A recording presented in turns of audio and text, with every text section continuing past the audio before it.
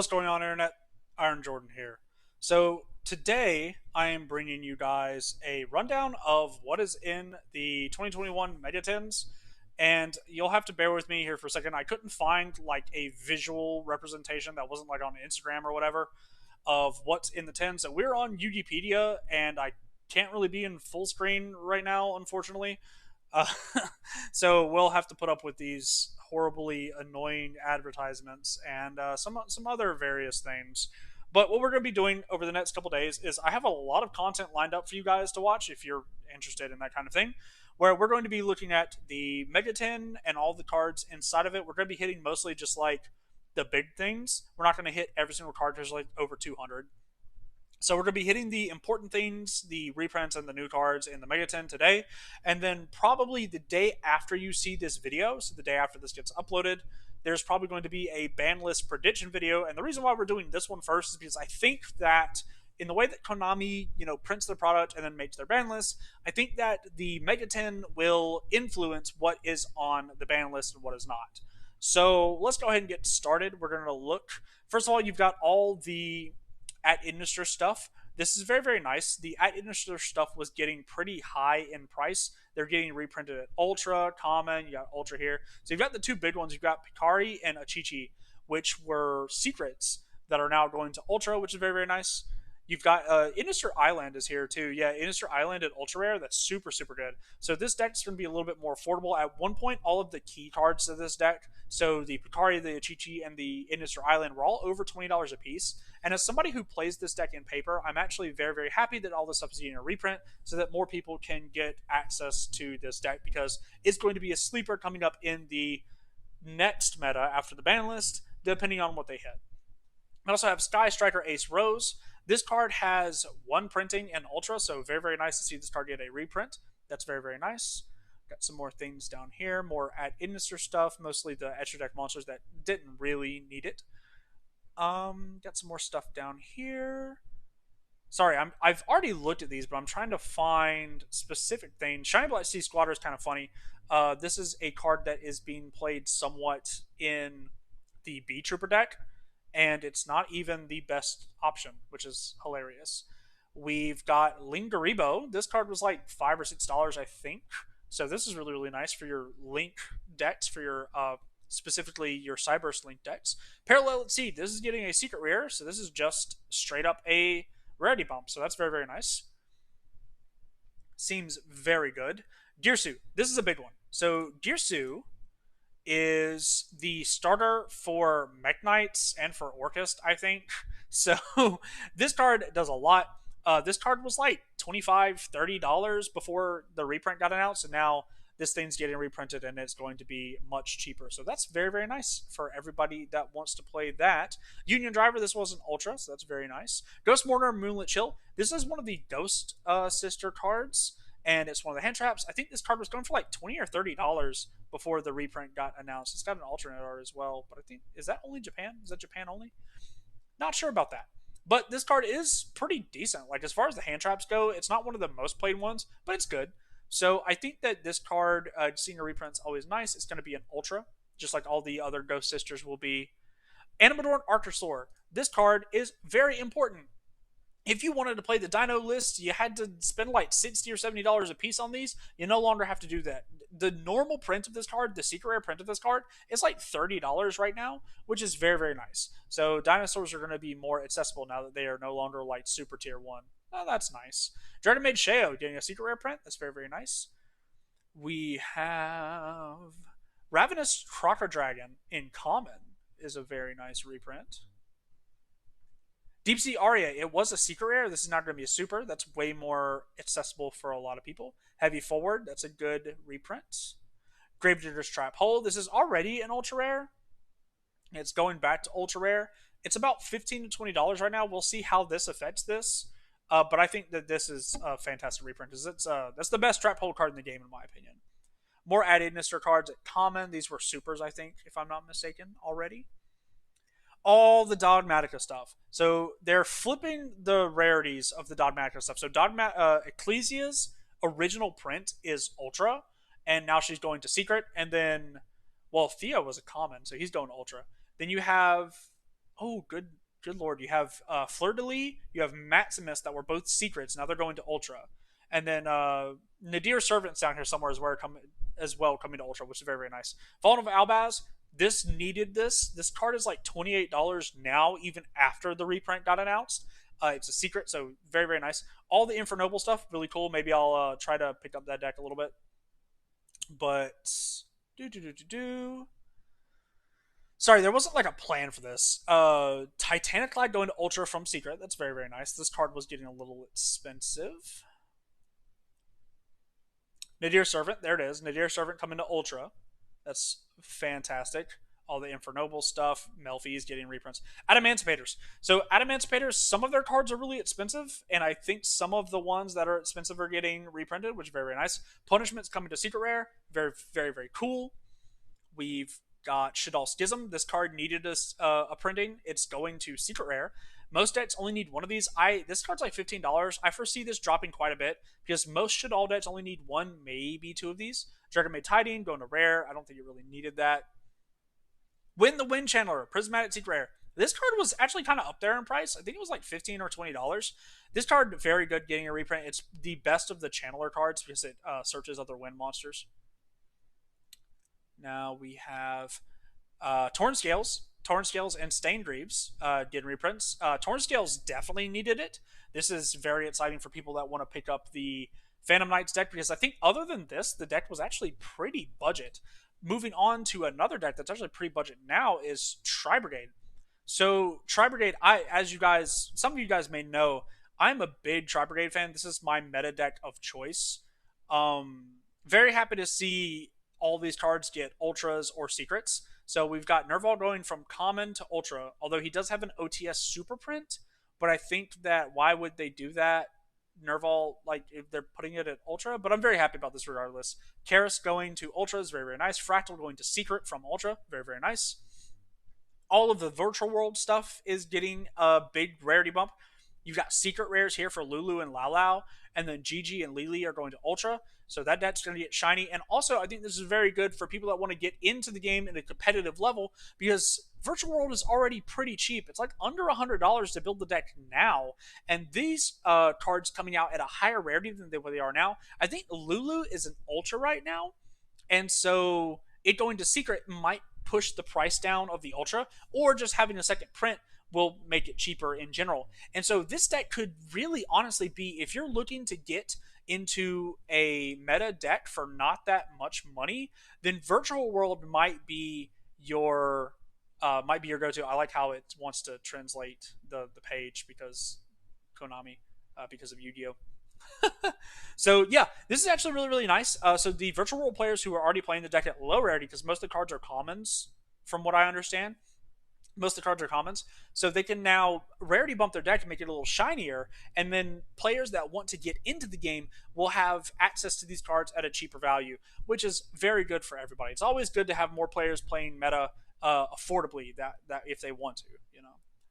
So Alpha Master Beast, this is a big one. This card was secret rare. It's going to Ultra. This card's like already $13 after the announcement of this reprint. It's a sideboard card unless you're playing Maju, in which case it's a main deck card. Very very powerful going second card. Love this card to death. Happy it's getting reprinted. Also very happy I have my secrets though, because the card is very very good. We've got some more things, more virtual world stuff. Raiders Knight and Ark Rebellion XYZ Dragon. This is a very good reprint. This card was getting a little up there in price. I think it was like $10 or more.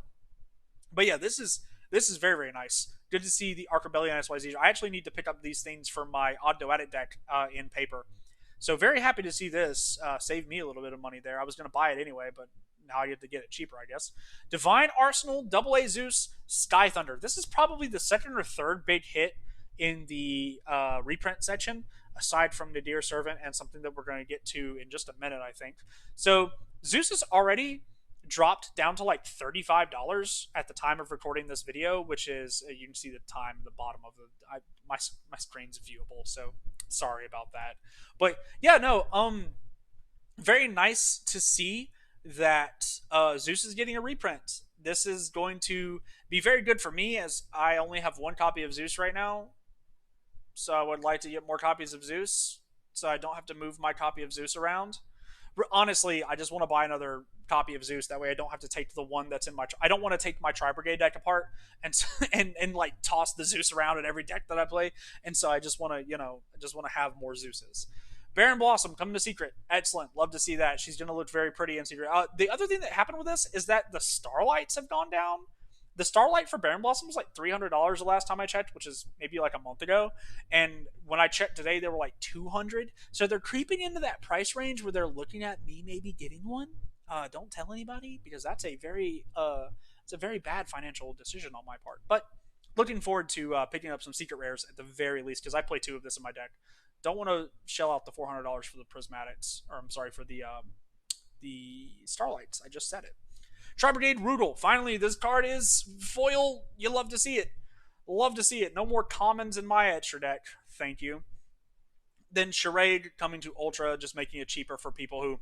I will say, the Charade art in Secret is very hard to make out. So the Ultra will make it easier to see what he's doing. So that's nice. You've got Airborne Assault. This card was originally a secret, and it's a card that people sleep on. As a Tri Brigade player, I've been playing it a little bit in my. I mess around with different builds of the deck. The one I've played the most is the Lyralist version, but the one that I have put together right now in paper is the Zoo version. And I've actually been messing around with this card in the Zoo version because it's very good as an extender, and also it allows me to play Barrier Statue in my deck and still summon Barrier Statue without Seamord. So yeah, really, really nice. More Virtual World cards. That's very, very good. We have Tri Brigade Revolt coming to Secret Rare. Can't wait to get 3 of these for it to get limited to 1. That's going to be really, really fun. More Virtual World cards. The entire Virtual World deck is just in here. It's just in here. If you want to build Adamantipator, this is very good. Adamantipator's seeing reprints because some of these cards, like Researcher, I think was like big, big money. I think this card was like $40 or $50 at one point. So this card going to Ultra Rare, very, very nice. People are going to be able to play this if they really want to. Drytrons all getting reprints. Yay, Drytrons. All of the Drytrons right now are rares because they came out of Genesis Impact. And so, except for the ones that got OTS printings. And so now they're going to, upshift these guys so that you can have shiny Drytron decks after they ban Eva, hopefully. We've got the reprints of the Shadal deck, which is really, really nice. Now, Kaios, Windy, and Ariel will match the BLLR prints of the other main deck monsters. And so all of your Shadal main deck monsters can be ultra rares. Yay! And then Apclone and Construct getting secret rares because they don't have those. Apclone, I think, is a super from the structure deck, and Construct has ultra and ultimate rare printings. So this is very, very nice. So you can bling out your deck a little bit. Personally, I like the secret rare. Personally, I like the alternate art Construct a little bit more than the regular art, despite the fact that I've been playing since the regular art came out. I like the alternate art a little bit better, so I actually might pick these up. As somebody who plays pure Shadals from time to time, the one thing that's missing here is Windy. Or I'm sorry, Winda, but Winda doesn't need a reprint because she already has a secret and a super printing, so she doesn't really need it. So yeah, and then we missed something. I missed Tactics. I think I just skipped over Triple Tactics Talent. But Triple Tactics Talent is in this set at Ultra Rare. Where did I miss that? I missed Ice Dragon's Prison as well. So IDP is a Ultra right now. It's coming to Secret. Card's already down to like $20, which is where it was when people were telling you to buy it, and I didn't because I'm dumb and thought the card was going to go down. And it did eventually. It just took a reprint. Triple Titans Talent, here you go. It's coming as an ultra rare. So how did I miss this? How did I just completely... I saw the Adamantipator card, and I completely skipped over the Tactics, right? So Talents was like $110, $120, I think, before the reprint got announced. And now it's like $80, and it's going to keep going down. I fully expect Tactics to hit $40, at least the reprint one, to hit $40, maybe even cheaper as time goes on. I think this card is going to continue to get reprints as well. I think that we will eventually see super rare prints of this card. I think this card is going to be very much like Pot of Desires, where like we have commons, we have supers, we have ultras, we have rares, we have secrets, we have all this stuff, right? So I think that Tactics for sure is going to go down big, big, big. Same thing for IDP. I see IDP going down as well. And the final thing that we're going to talk about is there's some new cards, which are True Light, Magician Salvation, Piercing Darkness, and Crossout Designator. Don't care about any of these, some Dark Magician support and stuff like that. But Crossout Designator, we need to talk about this card real quick. This card is going to make the format so degenerate and sacky. I'm not going to say that this card is like going to destroy the metagame, but it is going to make it significantly less fun to play when you get sacked, because what you're going to do is you're going to come against this like like spiral, I don't know, not spiral, but time thief, raid raptor, lockout deck, right? And then you're going to be like, all right, cool, I have Nibiru for this deck, right? And then or I have Ash for this deck, or I have Imperm, I have whatever. And then you're going to go do that to stop their turn, and they're going to go cross out Designator, send Nibiru. Okay, cool. I'm not looking forward to it. The meta is in such a good place right now that we do not need this card. We really do not. I really was honestly hoping that they saw what this card is doing in the OCG, Konami America, and then we're just like, hey guys, card is kind of insane, kind of bonkers, and we don't want it to create sacky game states over in the TCG, so we're just going to never bring it. And I totally 100% would have been completely okay with that. I like combo decks. As you guys know, I am a DDD player at heart. It is probably my favorite deck of all time. And boy, am I going to play this in DDDs for sure. And just ruin people's day. However, the beauty of Yu-Gi-Oh is that combo decks became degenerate, and then hand traps keep them in check, right? So the decks that are good are decks that can play through a hand trap or two, and then can play a bunch of hand traps and then still function and like have short combo routes and stuff, right? Then you have like these crazy combo decks. Like, let's take At Idnister, for example, right? At Idnister is an insane combo deck that does the same thing with a one card combo. Like, At Idnister for sure is going to go up in popularity because of just this card. Because there are cards in the game right now that just stop At Idnister. Like, if you have a Nibiru, they just kind of don't play. And then, like, Kaijus exist too, right? But the thing is, oh man, I really fear for the future of the format, because the format right now, pre-ban list, pre-Megaton, is so healthy. And yes, there are some decks that are like not fun to play against. Like if you get Drytron just out of the game, Drytron's one of the decks that like honestly, out of all the like top 5 decks in the game, I think it's the only quote unquote unfair one. As somebody who played it for a little bit, it's just like you don't do anything if they just get to take their turn. Whereas, like, if you stare down like a Revolt and Appaloosa, that's much more like you can handle that much easier than like a Herald of Ultimus with like 8 cards in their hand, right? So I'm not a fan of this. I'm not happy about it. I really hope that people learn that the consistency of this card.